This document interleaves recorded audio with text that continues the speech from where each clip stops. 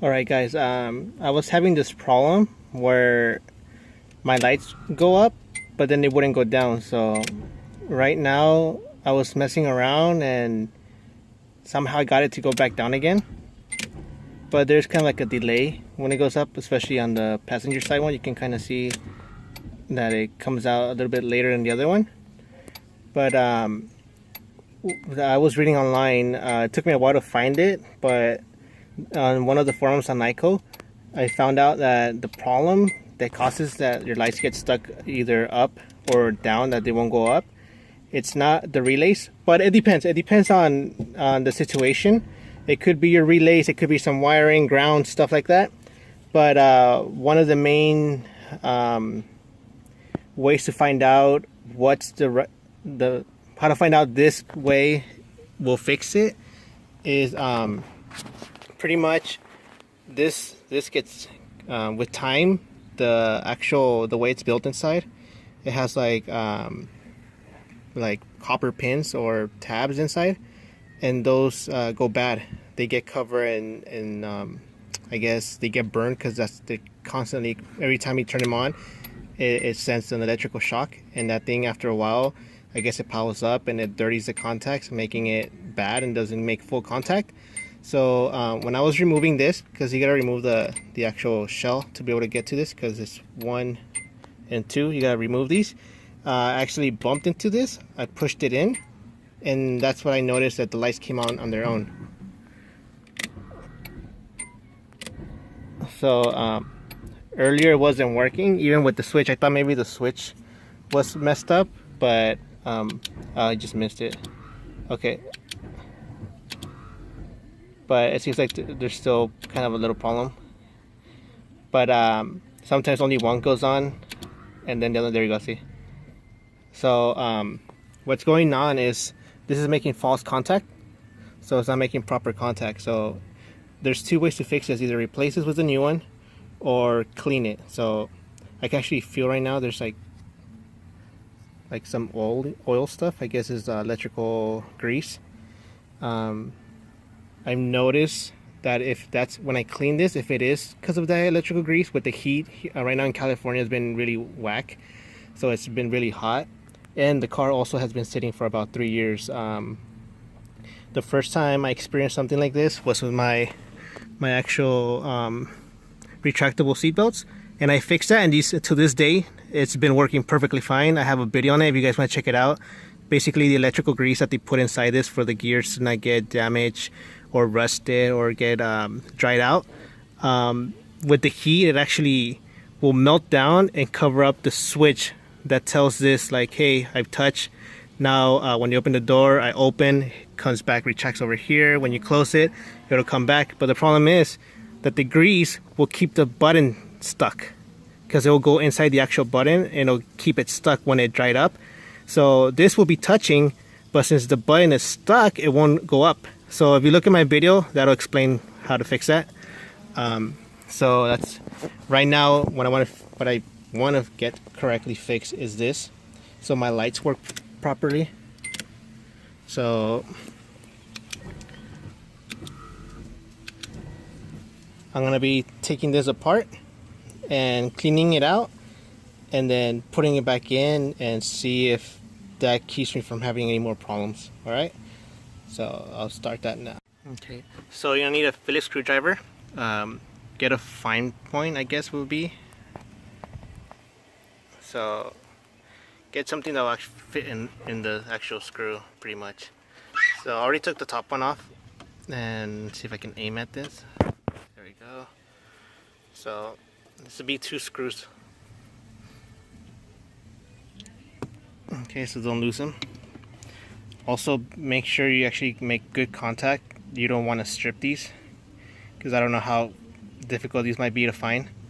So once I take those 2 off, this just slides off. Okay, and then you're gonna unplug it from those cables. All right, so let me unplug that. All right, so these are just push clips. So you can see the tabs right here. So you just push this in and it slides out. This one's a little bit difficult. You might need both hands. You just push it in and it should pop out. All right. And this is how the actual mechanism looks like. All right. So what I was reading is that the problem is inside here. You can see those copper pins in there, those or contacts. Those are the ones we're gonna have to clean up, and that should fix our problem. So right now it's working, but just to avoid future problems, I'm gonna take it apart and guide you through it, and hopefully I don't break it. In case I do break it, I've noticed that online you can find the whole module between like $30-$50 around there, which is not bad. If you can find it cheaper, then cool. Other than that, hopefully I can fix this, and if you try it, hopefully you can fix yours too for free and you don't have to spend money for it. Or you can just hit up a junkyard and maybe find one there, or someone parting them out. All right, so I'll go inside and take this apart because the dog won't let me do it. What's up? All right, so hopefully you guys can see this, but originally the cable will be in here. It'll be in there, it'll be tightened up. So get a small flathead and just open it, pry it open. Just carefully, you don't want to damage the cable, and it should just come out. Okay, so don't just pull it, break it. Don't do that. It's actually held in by a miniature screw, so if you want to remove it completely, you can do that, but I don't think you'll need to. The main ones you're going to be removing, it'll be that one and that one, so the two big ones. Alright, so I'll remove those now, and then I can. Alright, so I removed the two screws. Those are it. Just be careful not to strip them. If you strip them, might as well like Dremel them out, and if you can replace them, cool. So, but other than that, avoid doing that. And when you're gonna remove this, so now we're gonna remove this enclosure. The top is like a little cover. Use a fine flathead. You're gonna put it under it, and you see how there's like little, like I guess little guides or tabs that hold it in place. What I did, I will put it on the edge and then lift it carefully. Don't break these. That's what they were recommended. So you need this to stay on, or else it's gonna continue to get dirty and stuff in there. So you don't want this to not come off. So take your time. Don't rush it. I started at one edge, pop it over, then put next the other one and another one until it went over it. Okay. So it's this is very flexible, but I noticed on this one I kind of bent a little bit on it, so you can't really see it. But I'll show you once I take this off. But avoid damaging this. Try not to damage it. All right. So I'll finish taking it off. Alright, so that's how it looks when it comes off. The last tab, which is the one with the actual circle cut out, that actually goes right there. So you put it in and then just slide it in and then press into the original tabs back in again until it stays in place, alright? So careful not to break this, and this is what I meant by avoid breaking any of them. So you can see how that one got kind of like broken in half from the top compared to that one that's still all round. See? So try not to break them. And that's where we're going to be cleaning the actual copper tabs. So we're going to remove the tabs carefully. And you see those like golden or yellow ones that are under the copper ones? Those will also need to be cleaned, because that's where the electrical pulse comes from and then runs on these. Right, so we actually have to pull it out of this enclosure. So we're gonna remove the white inside this stuff, and I remove it out of the black enclosure. Okay, so once we remove this, what we're gonna be doing is making sure that once you pop this open, which it is kind of a pain in the ass to remove, don't lose any of these little black rubber stoppers or guides, whatever they're called. You're gonna need these, so don't lose them, don't damage them. All right, so when you get this out, don't pry it too quick, because you could damage some of the pins who are still attached to the actual upper half, depending which way you pull it apart from. These golden pins you see here are the contacts we need to clean. As you can see right here, they have like black markings on them. It's pretty much from the sparks. It leaves like a type of like ash or burn marks. So that's what we're gonna be cleaning. So on these, you're gonna see that there's some on both sides. So the gold ones are pretty easy to remove. You just carefully lift them up. You don't need to pry or anything like that. They come off really easily. So try not to bend these, okay? So and the copper ones are gonna be on the bottom. Don't bend those inwards or anything like that. First, take it all apart. We're gonna be taking everything apart. Do not try to clean it like this because you will risk damaging them. So once you get that done, pretty much we'll continue doing the rest step by step, okay?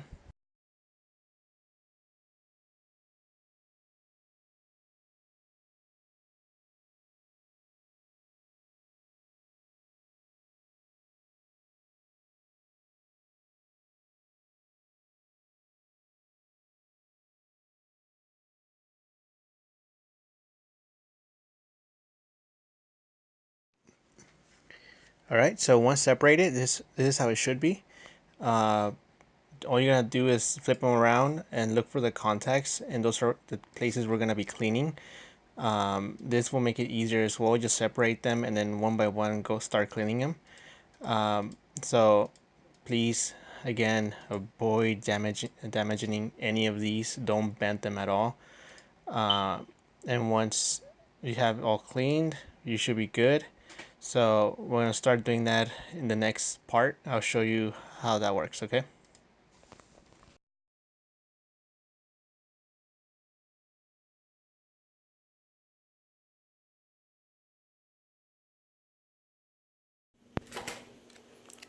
All right, so I actually already started. I forgot to actually record it, so I'm doing it now.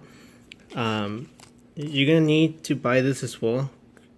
Basically, electrical lube to help it prevent all those burn marks. So it'll help it slow it down to the wear. So and also protect it from corroding and stuff like that.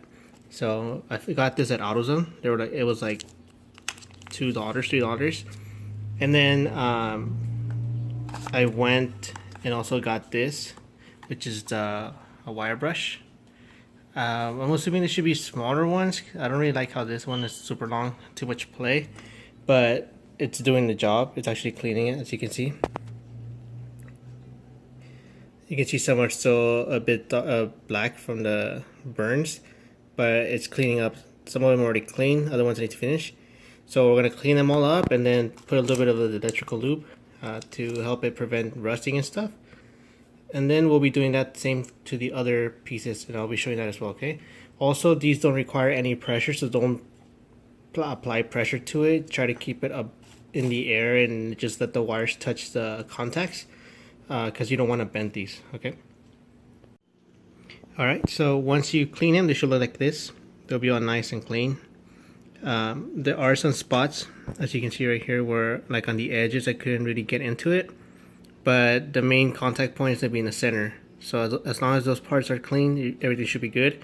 I also tried cleaning that, but it seems like it's just melted areas. So as you can see, the wires went on it, but it really didn't clean it. So if it doesn't come off, then it's just leave like that. Don't wear it. Don't try to dig into it. So just focus on those. All right, so these are clean now. I'll be putting the electrical lube on it, and it's just a little bit. Just dab it a little bit, and that's all you need. You don't have to like completely like just submerge them in it. Just enough to like a thin layer. That's all. And after I do that, I will be starting the other contacts. Okay. All right, so this is the next contacts we'll be cleaning. There's 2 on this, and there's 3 on these. All right, so we'll be cleaning those as well, and then in the bottom, that seems to be like electrical grease. So I'm just gonna clean it off and apply a new one, just for safe measures. And if I can clean those, I'll try to clean those as well, but I'll try not to bend anything.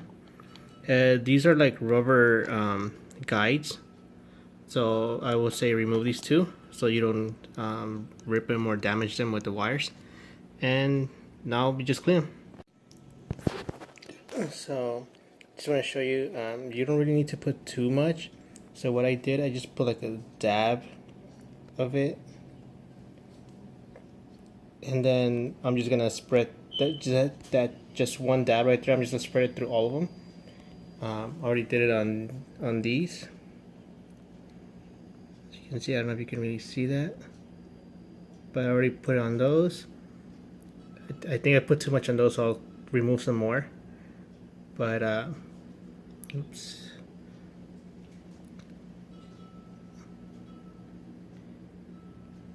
I'll put this on that one too. So make sure you put on all the contacts. So like that, since we clean them, we don't want those getting corroded. So make sure you put on those. And I'm gonna finish this and then assemble everything together. Okay. All right. So I already put everything back together. You can just rewind and see how everything was in place. And when putting this back on, it's kind of pain in the ass. It's very difficult to get it in. But it is flexible plastic, so you just gotta take your time. Kind of bent that one a little bit too much, but it'll go back in place. Some of these, they actually did get damaged. But like I said, just take your time. It is very flexible, so just take your time and you'll be able to get them in. So out of 3, the one I kind of damaged the most looks like it's that one. So just take your time. I recommend you use one of these small flatheads. It'll help a lot. And then all you gotta do is just finish putting everything back together, and we'll put it back in the car and test it out. Okay. Okay. One more thing. When I was gonna put it back together, I was wondering where these contacts will make contact, and I found it's that one right there. So to get that, you actually have to remove these, which is the sliders where the actual button goes on, so you can go up and down. So remember how they went in.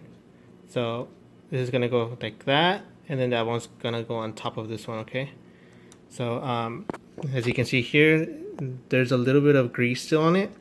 If you have any more, I recommend put some more just to keep it smooth, so when it goes up and down, it doesn't dry up and then damages.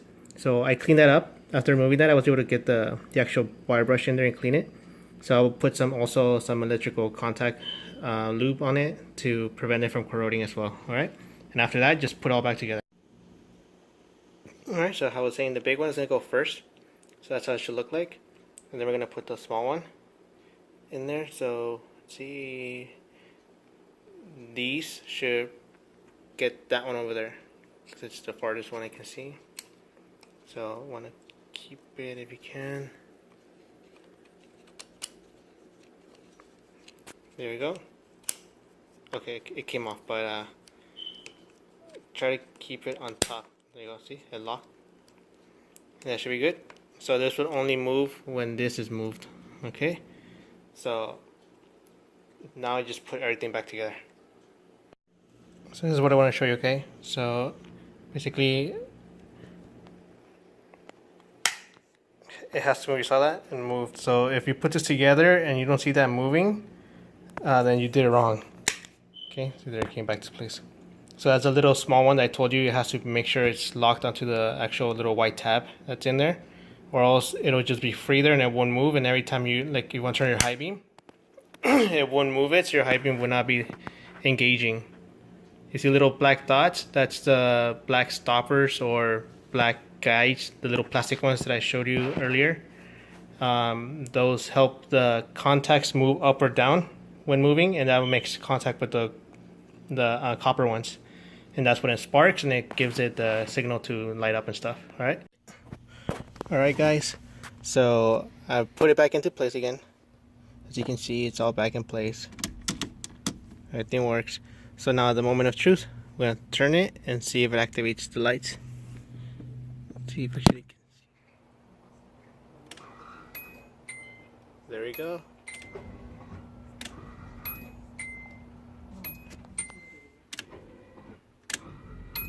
So everything works now, and then my switch works as well.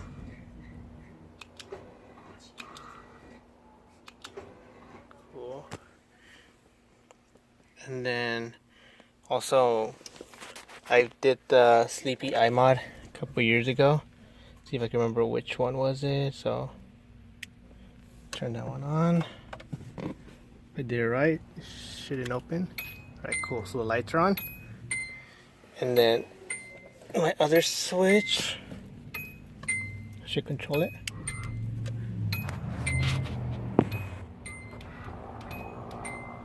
And then like that, I can adjust the height. Turn it off.